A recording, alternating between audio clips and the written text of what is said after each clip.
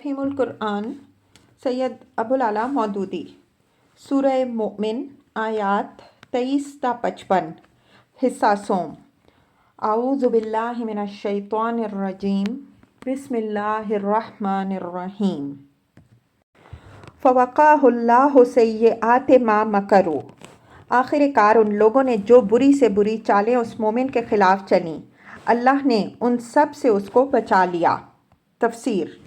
इससे मालूम होता है कि वो शख्स फ़िरौन की सल्तनत में इतनी अहम शख्सियत का मालिक था कि भरे दरबार में फ़िरौन के रू दर रू ये हक़ गोई कर जाने के बावजूद एलानिया इसको सज़ा देने की जुर्रत ना की जा सकती थी।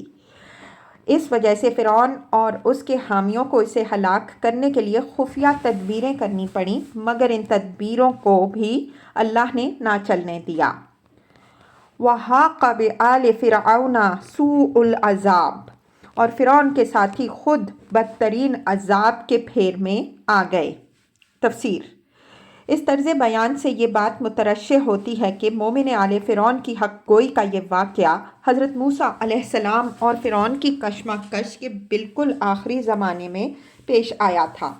ग़ालिबन उस तवील कशमकश से दिल बर्दाश्ता होकर आखिरकार फ़िरौन ने हज़रत मूसा अलैहिस्सलाम को कत्ल कर देने का इरादा किया होगा, मगर अपनी सल्तनत के उस बाअसर शख्स की हक़ गोई से इसको ये ख़तरा लाहक हो गया होगा कि हज़रत मूसा अलैहिस्सलाम के असरात हुकूमत के बालाई तबक़ों तक पहुँच गए हैं।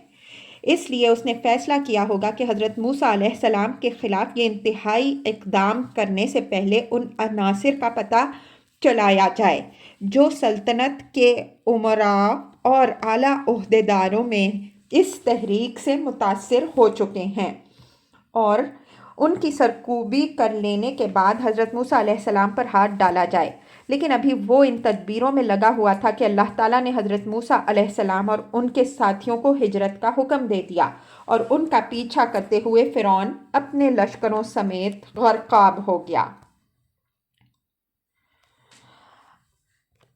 अन्नारु युअरदूना अलैहा गुदुव्वन व अशिय्या, दोज़ख की आग है जिसके सामने सुबह और शाम वो पेश किए जाते हैं। व यौम तक़ूमुस्साआ, और जब क़यामत की घड़ी आ जाएगी तो हुक्म होगा अदखिलू आला फ़िरऔन अशद्दल अज़ाब, कि आले फ़िरौन को शदीद तर अज़ाब में दाखिल कर दो। तफसीर।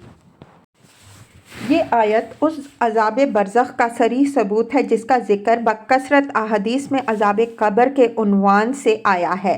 अल्लाह ताला यहाँ साफ़ अल्फाज में अज़ाब के दो मरहलों का ज़िक्र फरमा रहा है। एक कमतर दर्जे का अज़ाब होगा जो क़यामत के दिन आने से पहले फ़िरौन और आले फ़िरौन को अब दिया जा रहा है, और वो ये है कि उन्हें सुबह और शाम दोज़ख की आग के सामने पेश किया जाता है, जिसे देखकर वो हर वक्त हौल खाते रहते हैं कि ये है वो दोज़ख जिसमें आखिरकार हमें जाना है। इसके बाद जब क़यामत आ जाएगी तो वो उन्हें असली और बड़ी सज़ा दी जाएगी जो उनके लिए मुक़द्दर है, यानी वो उसी दोज़ख में झोंक दिए जाएंगे जिसका नज़ारा उन्हें गर्क़ाब हो जाने के वक्त से आज तक कराया जा रहा है और क़यामत की घड़ी तक कराया जाता रहेगा।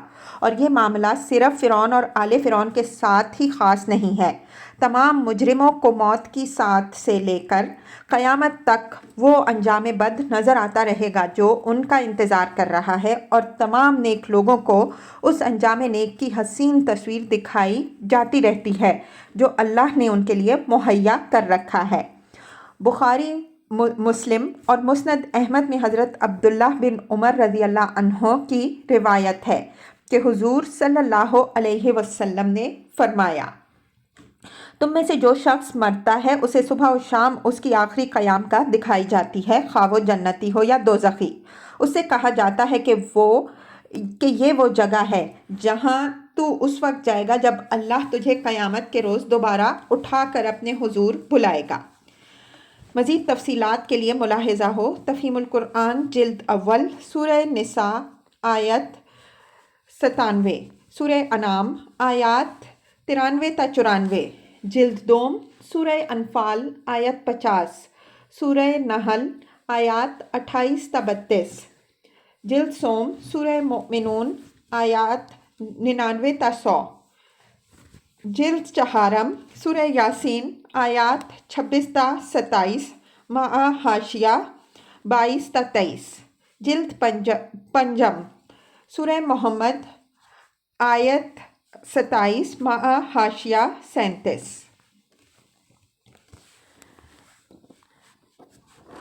وَإِذْ يَتَحَاجُّونَ فِي النَّارِ پھر ذرا خیال کرو اس وقت کا جب یہ لوگ دوزخ میں ایک دوسرے سے جھگڑ رہے ہوں گے۔ فَيَقُولُ الضُّعَفَاءُ لِلَّذِينَ اسْتَكْبَرُوا دنیا میں جو لوگ کمزور تھے وہ بڑے بننے والوں سے کہیں گے اِنَّا كُنَّا لَكُمْ تَبَعًا ہم تمہارے تابع تھے فَهَلْ أَنْتُمْ مُغْنُونَ عَنَّا نَصِيبًا مِنَ النَّارِ تو اب کیا یہاں تم نار جہنم کی تکلیف کے کچھ حصے سے ہم کو بچا لو گے؟ تفسیر یہ بات وہ اس امید پر نہیں کہیں گے کہ ہمارے یہ سابق پیشوا یا حاکم یا رہنمائی الواقع ہمیں عذاب سے بچا سکیں گے یا اس میں کچھ کمی کروا دیں گے۔ اس وقت تو ان پر یہ حقیقت کھل چکی ہوگی کہ یہ لوگ یہاں ہمارے کسی کام آنے والے نہیں ہیں، مگر وہ انہیں ذلیل کرنے کے لیے ان سے کہیں گے کہ دنیا میں تو حضور بڑے تنتنے سے اپنی سرداری ہم پر چلاتے تھے، اب یہاں اس آفت سے بھی تو ہم کو بچائیے جو آپ ہی کی بدولت ہم پر آئی ہے۔ قال الذین استکبروا وہ بڑے بننے والے جواب دیں گے انا کل فیہا ہم سب یہاں ایک حال میں ہیں، ان اللہ قد حکم بین العباد اور اللہ بندوں کے درمیان فیصلہ کر چکا ہے۔ تفسیر یعنی ہم اور تم دونوں ہی سزا یافتہ ہیں اور اللہ کی عدالت سے جس کو جو سزا ملنی تھی مل چکی ہے، اس کے فیصلے کو بدلنا یا اس کی دی ہوئی سزا میں کمی بیشی کر دینا اب کسی کے اختیار میں نہیں ہے۔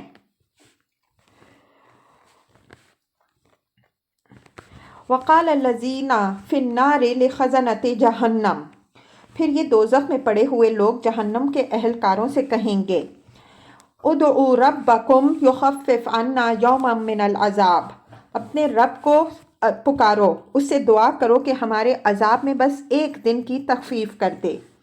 قالوا اولم تک تأتکم رسلکم بالبینات وہ پوچھیں گے کیا تمہارے پاس تمہارے رسول بینات لے کر نہیں آتے رہے تھے؟ قالوا بلا وہ کہیں گے ہاں۔ قالوا فدعوا جہنم کے اہلکار بولیں گے پھر تو تم خود ہی دعا کرو۔ وما دعاء الکافرین الا فی ضلال اور کافروں کی دعا اکارت ہی جانے والی ہے۔ تفسیر یعنی جب واقعہ یہ ہے کہ رسول تمہارے پاس بینات لے کر آ چکے تھے اور تم اس بنا پر سزا پا کر یہاں آئے ہو کہ تم نے ان کی بات ماننے سے انکار کر دیا اور کفر کیا، تو اب ہمارے لیے تمہارے حق میں اللہ تعالیٰ سے کوئی دعا کرنا کسی طرح ممکن نہیں ہے، کیونکہ ایسی دعا کے لیے کوئی نہ کوئی عذر تو ہونا چاہیے اور تم اپنی طرف سے ہر معذرت کی گنجائش پہلے ہی ختم کر چکے ہو۔ اس حالت میں تم خود دعا کرنا چاہو تو کر کے دیکھو، مگر ہم یہ پہلے ہی تمہیں بتا دیتے ہیں کہ تمہاری طرح کفر کر کے جو لوگ یہاں آئے ہوں گے ان کی دعا بالکل لا حاصل ہے۔ اِنَّا لَنَنْصُرُ رُسُلَنَا وَالَّذِينَ آمَنُوا فِي الْحَيَاةِ الدُّنْيَا یقین جانو ہم اپنے رسولوں اور ایمان لانے والوں کی مدد اس دنیا کی زندگی میں بھی لازماً کرتے ہیں۔ تفسیر تشریح کے لیے ملاحظہ ہو تفہیم القرآن سورہ صافات حاشیہ نمبر 93 وَيَوْمَ يَقُومُ الْأَشْهَادُ اور اس روز بھی کریں گے جب گواہ کھڑے ہوں گے۔ تفسیر یعنی جب اللہ کی عدالت قائم ہوگی اور اس کے حضور گواہ پیش کیے جائیں گے۔ یوم لا ينفع الظالمین معذرتهم جب ظالموں کو ان کی معذرت کچھ فائدہ نہ دے گی۔ وَلَهُمُ اللَّعْنَةُ اور ان پر لعنت پڑے گی۔ وَلَهُمْ سُوءُ الدَّارِ اور بدترین ٹھکانہ ان کے حصے میں آئے گا۔ وَلَقَدْ آتَيْنَا مُوسَى الْهُدَىٰ آخر دیکھ لو کہ موسیٰ علیہ السلام کی ہم نے رہنمائی کی۔ تفسیر یعنی موسیٰ علیہ السلام کو ہم نے فرعون کے مقابلے پر بھیج کر بس یوں ہی ان کے حال پر نہیں چھوڑ دیا، بلکہ قدم قدم پر ہم ان کی رہنمائی کرتے رہے یہاں تک کہ انہیں کامیابی کی منزل تک پہنچا دیا۔ اس ارشاد میں ایک لطیف اشارہ اس مضمون کی طرف ہے کہ اے محمد صلی اللہ علیہ وسلم، ایسا ہی معاملہ ہم تمہارے ساتھ بھی کریں گے۔ تم کو بھی مکے کے شہر اور قریش کے قبیلے میں نبوت کے لیے اٹھا دینے کے بعد ہم نے تمہارے حال پر نہیں چھوڑ دیا کہ یہ ظالم تمہارے ساتھ جو سلوک چاہیں کریں، بلکہ ہم خود تمہاری پشت پر موجود ہیں اور تمہاری رہنمائی کر رہے ہیں۔ وَأَوْرَثْنَا بَنِي إِسْرَائِيلَ الْكِتَابَ، اور ہم نے بنی اسرائیل کو اس کتاب کا وارث بنا دیا۔ ہدی وذکریٰ لأولی الالباب، جو عقل و دانش رکھنے والوں کے لیے ہدایت اور نصیحت تھی۔ تفسیر یعنی جس طرح موسیٰ علیہ السلام کا انکار کرنے والے اس نعمت و برکت سے محروم رہ گئے اور اس پر ایمان لانے والے بنی اسرائیل ہی کتاب کے وارث بنائے گئے، اسی طرح اب جو لوگ تمہارا انکار کریں گے وہ محروم ہو جائیں گے اور تم پر ایمان لانے والوں ہی کو یہ سعادت نصیب ہوگی کہ قرآن کے وارث ہوں اور دنیا میں ہدایت کے علمبردار بن کر اٹھیں۔ فَاصْبِرْ، پس اے نبی صلی اللہ علیہ وسلم صبر کرو۔ تفسیر یعنی جو حالات تمہارے ساتھ پیش آ رہے ہیں ان کو ٹھنڈے دل سے برداشت کرتے چلے جاؤ۔ ان وعد اللہ حق، اللہ کا وعدہ برحق ہے۔ تفسیر اشارہ ہے اس وعدے کی طرف جو ابھی اوپر کے اس فقرے میں کیا گیا تھا کہ ہم اپنے رسولوں اور ایمان لانے والوں کی مدد اس دنیا کی زندگی میں بھی لازماً کرتے ہیں۔ وَاسْتَغْفِرْ لِذَنبِكَ، اپنے قصور کی معافی چاہو۔ تفسیر جس سیاق و سباق میں یہ بات ارشاد ہوئی ہے اس پر غور کرنے سے صاف محسوس ہوتا ہے کہ اس مقام پر قصور سے مراد بے صبری کی وہ کیفیت ہے جو شدید مخالفت کے اس ماحول میں خصوصیت کے ساتھ اپنے ساتھیوں کی مظلومی دیکھ دیکھ کر نبی صلی اللہ علیہ وسلم کے اندر پیدا ہو رہی تھی۔ آپ صلی اللہ علیہ وسلم چاہتے تھے کہ جلدی سے کوئی معجزہ ایسا دکھا دیا جائے جس سے کفار قائل ہو جائیں، یا اللہ کی طرف سے اور کوئی ایسی بات جلدی ظہور میں آ جائے جس سے مخالفت کا یہ طوفان ٹھنڈا ہو جائے۔ یہ خواہش بجائے خود کوئی گناہ نہ تھی جس پر کسی توبہ و استغفار کی حاجت ہوتی، لیکن جس مقام بلند پر اللہ تعالیٰ نے حضور صلی اللہ علیہ وسلم کو سرفراز فرمایا تھا اور جس زبردست اولوالعزمی کا وہ مقام مقتضی تھا، اس کے لحاظ سے یہ ذرا سی بے صبری بھی اللہ تعالیٰ کو آپ صلی اللہ علیہ وسلم کے مرتبے سے فروتر نظر آئی۔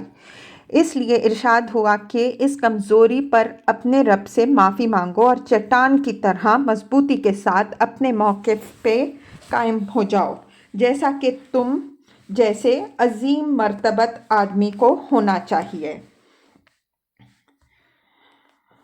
وَسَبِّحْ بِحَمْدِ رَبِّكَ بِالْعَشِيِّ وَالْإِبْكَارِ، اور صبح و شام اپنے رب کی حمد کے ساتھ اس کی تسبیح کرتے رہو۔